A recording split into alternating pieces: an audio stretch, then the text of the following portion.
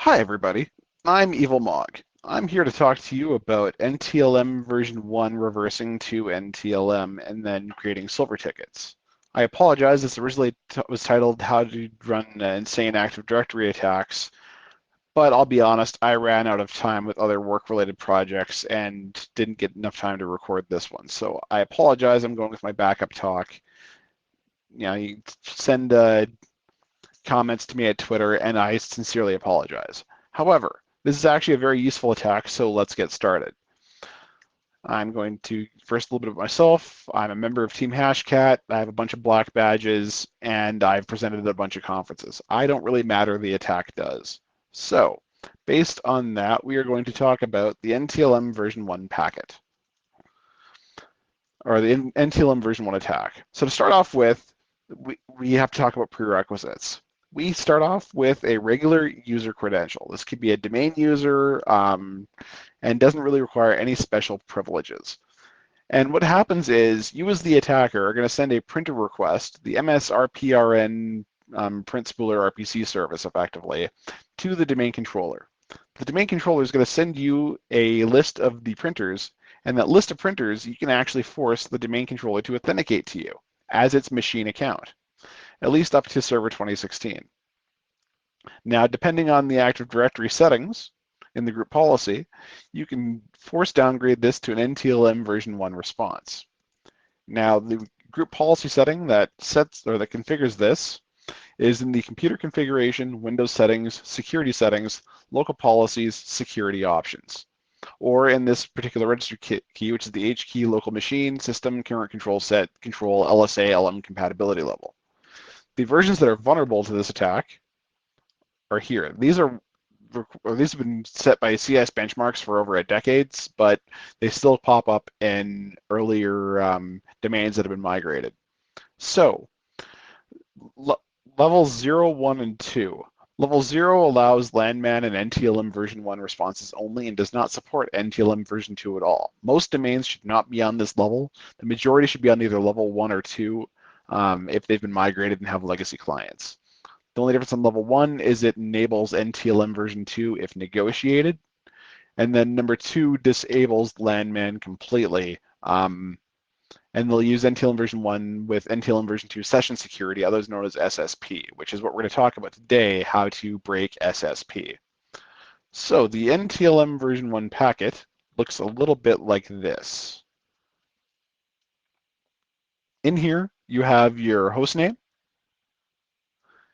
or you have your machine or your user account name and Active Directory, which in this case is the host name with a $sign. That's how you know it's a machine account.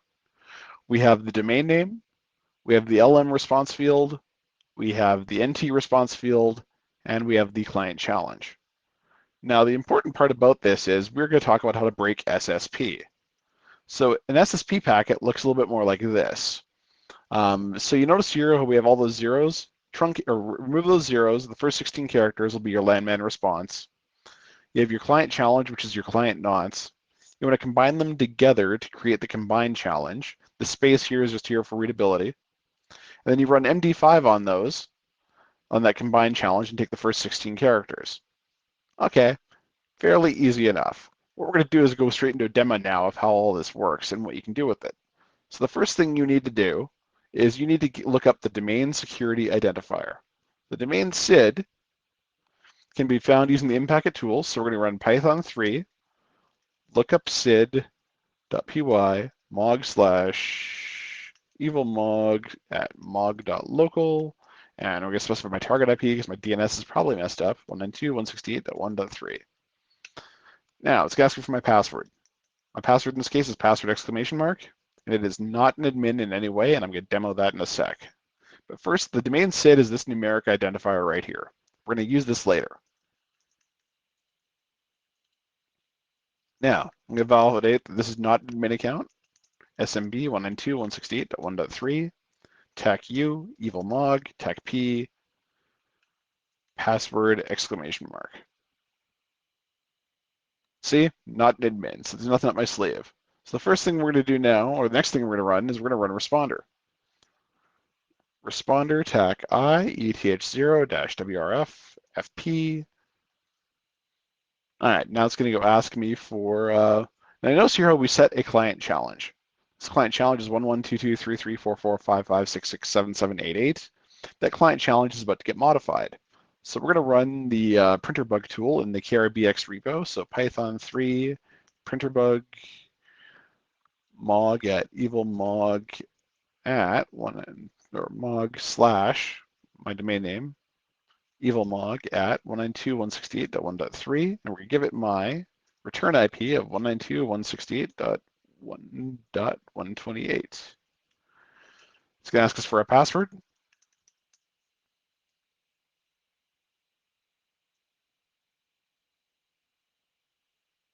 Why did that not work? Let's try this again. All right, yep, mog at mog. There we go. Here's my component. That should work. Yeah, that looks right.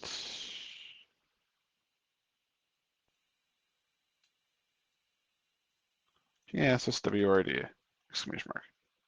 There we go, it replied.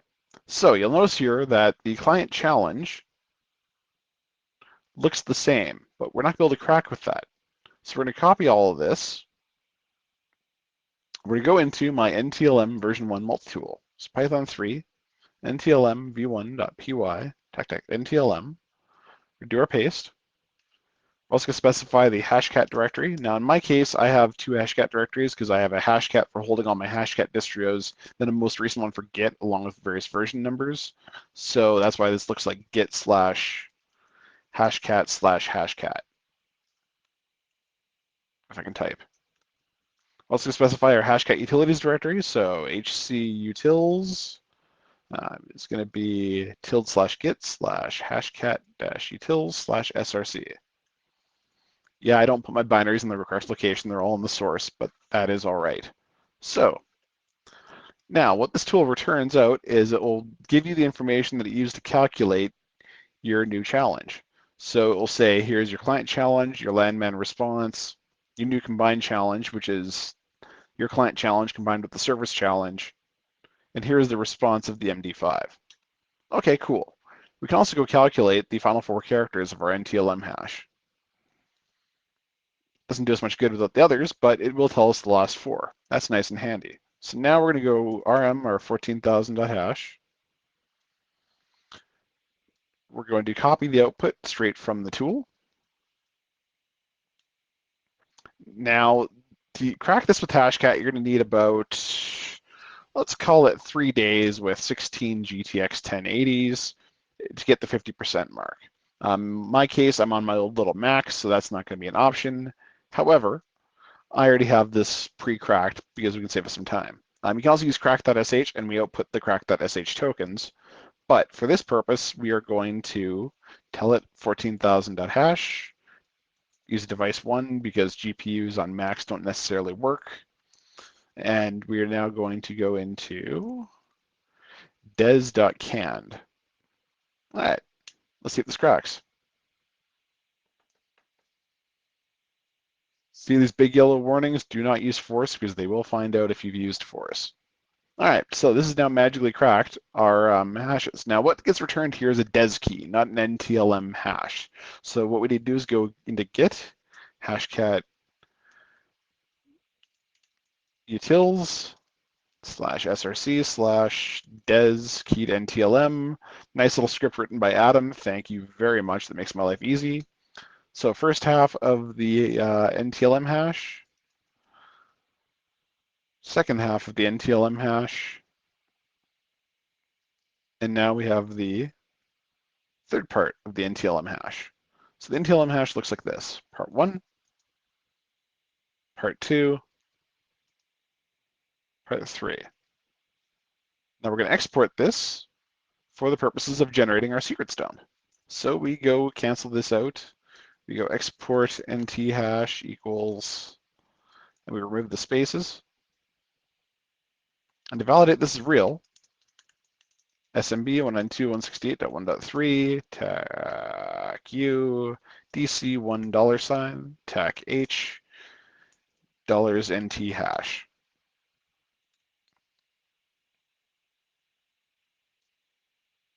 Fantastic. We have a nice and shiny login failure. Alrighty, that means I messed this up in the particular order, which is bad. So let's go take a look, see what I missed on my copy and paste. We have my D, CDF, A58. Yeah, that looks all nice and right. So that means I obviously screwed something up. So, did my hash recently change? Maybe. Let's find out. fgrep dc1 from // cme/logs/star.ntds.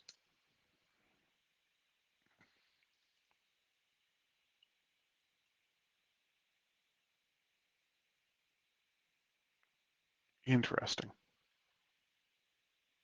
Oh, that's why I copied the wrong components out. I messed up. My apologies. So I copied these portions. That was my screw up. So 1, 2, A58, 3. See, even pros make mistakes, and that is absolutely all right. NT hash equals ding, ding, ding. All right, let's go retry the crack to verify I'm correct. There we go. I did this correctly now. So what I messed up here was you need to copy from this inside the hex and this inside the hex. I copied from my wrong line on ZSH. All right, cool. So what can you do with the account now? It's not giving me admin. It just says I have a valid hash. Well, with that, next, we need to go generate ourselves a silver ticket. So for that, we're going to use the ticketer tool. So we're going to go /ticketer.py. If I can type, or sorry, we're going to go Python. Let's go /, yeah, /ticketer, because my shebang should be correct. Go -nt hash, $nt hash, -domain tech sid is going to be $sid. We're going to go domain mog.local. Now we're going to set the service principal name. In this case, -spn is going to be host / the domain controller machine name .mog.local. Now I know for a fact my administrator in this case is named administrator, but you can be any user on this machine. So if you want to be a particular admin, you'd enter in their username here. Administrator, yes, cool, check. So now, this is going to create your ticket. You now need to export that so that Secret Stump can use it. So in my case, we're going to run export krb 5 ccache name /root /impacket examples administrator.ccache. All right, that's nice and easy. Now let's go take out the domain controller. So with that, we're going to use Secret Stump. And because I need to go specify target IP 192.168.1.3. So first thing we do is run Secret Stump, administrator at dc1.mog.local -k, which means use the Kerberos ticket, no pass means don't ask for the password, and we're specifying the target IP in this case. And we will see what happens when it goes to dump. There we go. Here it is. It's dumping the entire domain. So it specifies here we have the administrator accounts from when this thing was first built. We have our default passwords, and the entire domain has now just been dumped. If you want to run it again, there you are. So basically, let's talk through what just happened now.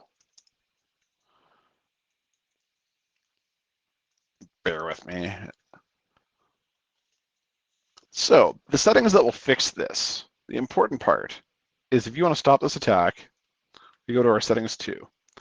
So back to that original registry component, if you set an LM compatibility level of 5 and disable landman and NTLM completely, this will stop the domain controller from replying back with an NTLM version 1 response. This should be set as a default setting, as NTLM version 1 has been effectively broken since the late 90s, early 2000s. Second, we were able to brute force des keys. NTLM, unfortunately, was dead. It's just the way it works. You can do a des key now in less than 24 hours with less than $1,000 in cloud, or even cheaper. Like, for example, they used the FPGAs by crack.sh. So that's the important part about this. Again, this was discovered by Lee Christensen, and the tools we used were KRB Relay X as well as the MSRPRN tool. And if you want to get access to the multi-tool, it can be found at my GitHub repo, github.com/evilmog/ntlmvyn.multi.